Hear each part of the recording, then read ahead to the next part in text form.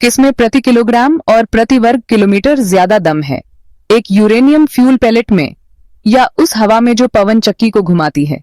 ये सवाल सिर्फ एक अकादमिक पहेली नहीं है, बल्कि भारत के भविष्य के लिए सबसे जरूरी सवालों में से एक है। हमारी अर्थव्यवस्था तेजी से बढ़ रही है, हमारी आबादी लगातार बाराच रही है और इसके साथ ही हमारी ऊर्जा की जरूरतें भी आसमान छू रही हैं।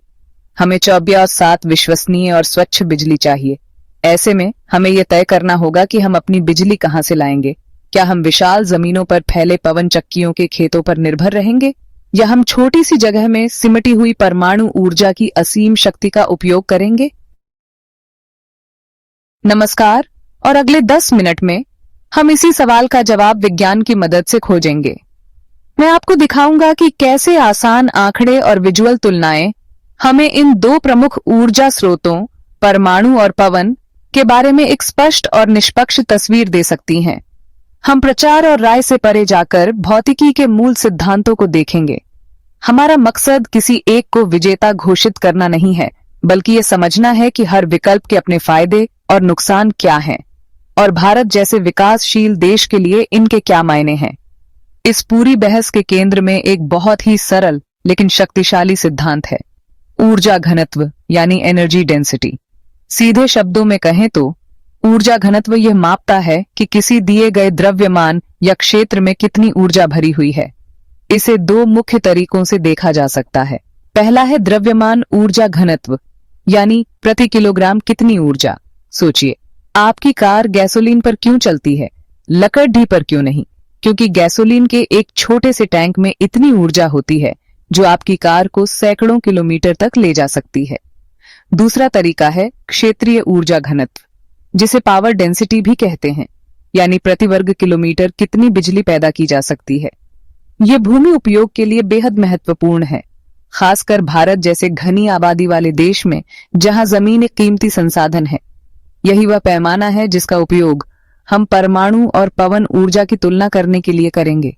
नाभिकीय विखंडन, न्यूक्लियर फिशन, बहुत कम मात्रा में ईंधन से भारी मात्रा में ऊर्जा निकालता है।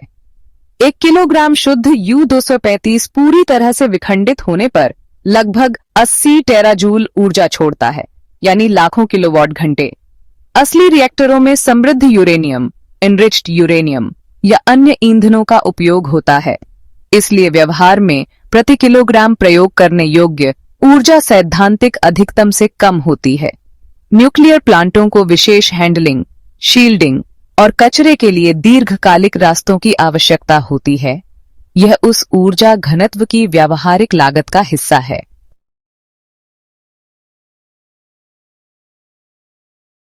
कोयले या यूरेनियम के विपरीत, जो ऊर्जा के घने भंडार हैं, पवन ऊर्जा एक प्रवाह है। यह चलती हवा की गतिज ऊर्जा है जिसे वास्तविक समय में पकड़ना होता है। शक्ति टरबाइन में संग्रहित नहीं होती। यह विशाल ब्लेड से गुजरती हवा से पल पल उत्पन्न होती है। एक टरबाइन कितनी शक्ति निकाल सकती है, यह भौतिकी के एक महत्वपूर्ण समीकरण द्वारा परिभाषित है। शक्ति बराबर होती है S2x हवा का घनत्व x घूमा हुआ क्षेत्र x हवा की गति का घन। चलिए इसे समझते हैं। हवा का घनत्व R मायने रखता है। ठंडी सघन हवा में ज्यादा ऊर्जा होती है। घुमाया गया क्षेत्र A वह विशाल गोला है जो ब्लेड बनाते हैं। यही कारण है कि टरबाइनें लगातार बड़ी होती जा रही हैं। ब्लेड की लंबाई दोगुनी करने से क्षेत्रफल और संभावित शक्ति 4 गुना हो जाती है। लेकिन सबसे प्रभावशाली कारक हवा की गति v है। समीकरण में इसके घन क्यूब्ड होने के कारण इसका प्रभाव बहुत बड़ा है। उदाहरण के लिए, यदि हवा की गति दोगुनी हो जाती है तो उपलब्ध शक्ति 8 गुना बढ़ जाती है। यह घातीय संबंध ही है जिसके कारण पवन उद्योग में सही जगह का चुनाव सब कुछ है। यह हमें ऊर्जा घनत्व की एक प्रमुख चुनौती पर लाता है। जब आप एक पवन खेत के पूरे भूमि क्षेत्र पर बिजली उत्पादन का औसत निकालते हैं तो आपको लगभग 2 से 3 वॉट प्रति वर्ग मीटर का शक्ति घनत्व मिलता है। यह एक परमाणु ऊर्जा संयंत्र की तुलना में अविश्वसनीय रूप से फैला हुआ है, जो अपने बहुत छोटे पदचिह्न पर हजारों वॉट प्रति वर्ग मीटर उत्पन्न कर सकता है। इसका मतलब है कि समान मात्रा में बिजली पैदा करने के लिए एक पवन खेत को सैकड़ों गुना बड़े भूमि क्षेत्र की आवश्यकता होती है। हालांकि इस विशाल भूमि उपयोग में एक महत्वपूर्ण बात है। टरबाइनों का भौतिक पदचिह्न छोटा होता है और उनके बीच की अधिकांश भूमि का उपयोग अक्सर कृषि या चराई के लिए किया जा सकता है। और जहां हवाएं स्थिर होती हैं, जैसे भारत के तटीय और पहाड़ी क्षेत्रों में, वहां टरबाइन लगातार ऊर्जा पकड़ते हैं। इस स्थिरता को क्षमता गुणक कैपेसिटी फैक्टर से मापा जाता है। यह एक वर्ष में उत्पन्न वास्तविक ऊर्जा का प्रतिशत है। भारत में तटवर्ती खेतों के लिए यह 30-40% हो सकता है, जबकि अपतटीय ऑफशोर यह 50% से अधिक हो सकता है। इसलिए हजारों हेक्टेयर में फैले ये खेत इस बहती ऊर्जा को लगातार प्राप्त करके हमारे ग्रिड में एक महत्वपूर्ण और बढ़ता हुआ योगदान देते हैं। आइए तुलना करें। 1 किलोग्राम U239 लाखों kWA के बराबर ऊर्जा देता है। एक उचित पवन स्थल का 1 वर्ग किलोमीटर औसतन 10 मेगावाट दे सकता है। ये बहुत अलग पैमाने हैं। तो द्रव्यमान ऊर्जा घनत्व मैस एनर्जी डेंसिटी में परमाणु ऊर्जा जीतती है। पवन भूमि क्षेत्र में कम शक्ति फैलाती है, लेकिन किसी ईंधन द्रव्यमान का उपयोग नहीं करती। एक निष्पक्ष तुलना के लिए संदर्भ की आवश्यकता है। प्रति किलोग्राम, प्रति वर्ग मीटर, प्रति डॉलर निवेश और प्रति जीवन चक्र उत्सर्जन उच्च ऊर्जा घनत्व के गहरे निहितार्थ हैं। परमाणु ऊर्जा के लिए इसका मतलब है कि एक अकेला ट्रक इतना ईंधन ले जा सकता है जो एक शहर को 1 साल तक बिजली दे सके। ये लॉजिस्टिक्स को बहुत सरल बना देता है और ईंधन आपूर्ति में आने वाली बाधाओं के प्रति जोखिम को कम करता है। इससे भी महत्वपूर्ण बात यह है कि रिएक्टरों को फिर से ईंधन भरने से पहले 18 से 24 महीनों तक लगातार चलाया जा सकता है। यह अद्वितीय विश्वसनीयता बिजली की एक स्थिर अनुमानित धारा प्रदान करती है, जिसे बेस लोड पावर के रूप में जाना जाता है, जो किसी भी आधुनिक औद्योगिक अर्थव्यवस्था की रीढ़ है। यह दिन रात, बारिश हो या धूप, मौसम की स्थिति से स्वतंत्र होकर काम करता है।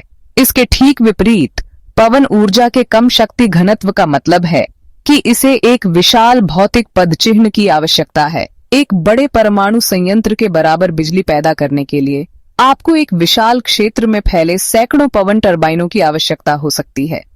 इसके लिए सावधानी पूर्वक साइट चयन की आवश्यकता होती है, जिसमें न केवल हवा की गति बल्कि पारिस्थितिक प्रभाव, विमानन पथ और आसपास के समुदायों के लिए दृश्य सौंदर्य शास्त्र पर भी विचार किया जाता है।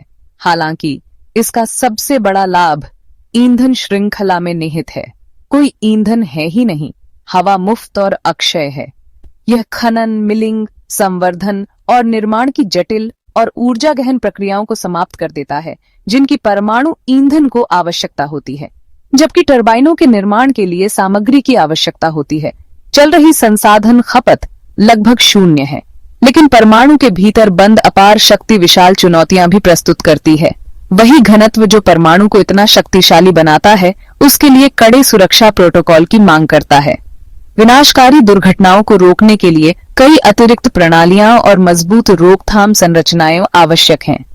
चेरनोबिल और फुकुशिमा जैसी घटनाओं की सार्वजनिक स्मृति का मतलब है कि सुरक्षा केवल एक इंजीनियरिंग समस्या नहीं है, बल्कि एक सामाजिक और राजनीतिक समस्या भी है। फिर परमाणु कचरे का मुद्दा है। यद्यपि खर्च किए गए ईंधन की मात्रा उल्लेखनीय रूप से कम है, यह हजारों वर्षों तक अत्यधिक रेडियोधर्मी बना रहता है। इस कचरे का सहस्राब्दियों तक प्रबंधन और सुरक्षित रूप से भंडारण करना एक जटिल तकनीकी और नैतिक चुनौती है।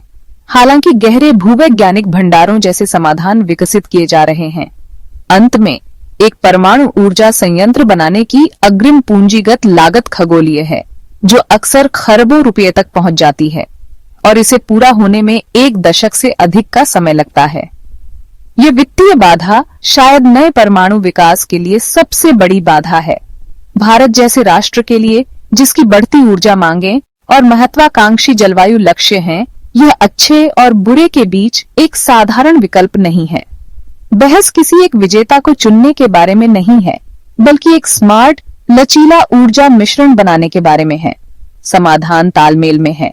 परमाणु ऊर्जा अपने उच्च घनत्व और विश्वसनीयता के साथ भारत के महानगरों और भारी उद्योगों के लिए आवश्यक स्थिर 24/7 बेस लोड बिजली प्रदान करने के लिए पूरी तरह से उपयुक्त है।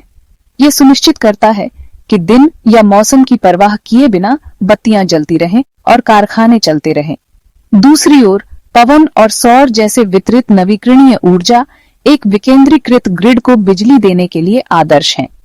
उन्हें अधिक तेजी से और लचीले ढंग से तैनात किया जा सकता है, जिससे ग्रामीण और दूरदराज के क्षेत्रों में स्वच्छ ऊर्जा पहुंचती है और स्थानीय समुदायों को सशक्त बनाया जा सकता है। इन सैद्धांतिक पक्ष विपक्ष को व्यावहारिक बाधाओं के एक सेट द्वारा वास्तविकता में बदला जाता है।